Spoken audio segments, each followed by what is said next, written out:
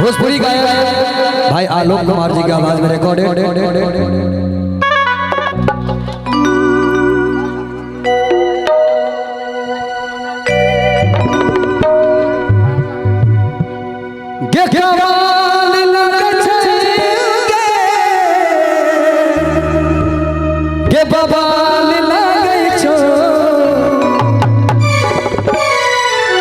मिथिला के अभिनेता भाई विकास भैया डीजे विकास जी अभिनय खेले छथिन उनको लेकर जोरदार ताली होना चाहिए और ताली के साथ साथ चुनमुनी तो हर चोरी कमाल लाई छो चुनमुनी तो हर चोरी कमाल लाई छो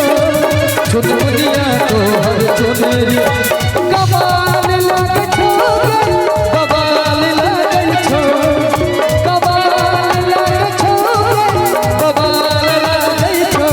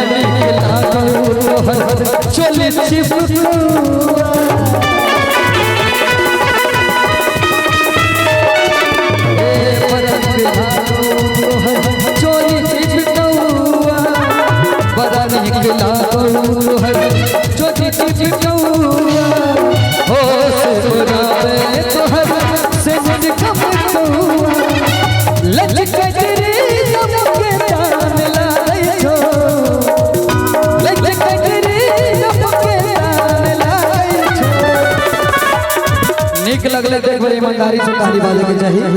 चुनमुनी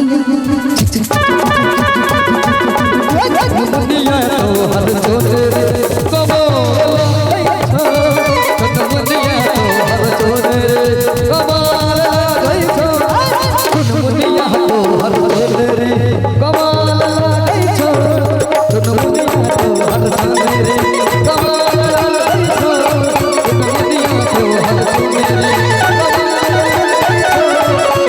चुनमुनिया तो हर चोरे चुनमुनिया तो हर हर बहुत बहुत बहुत बहुत बहुत बहुत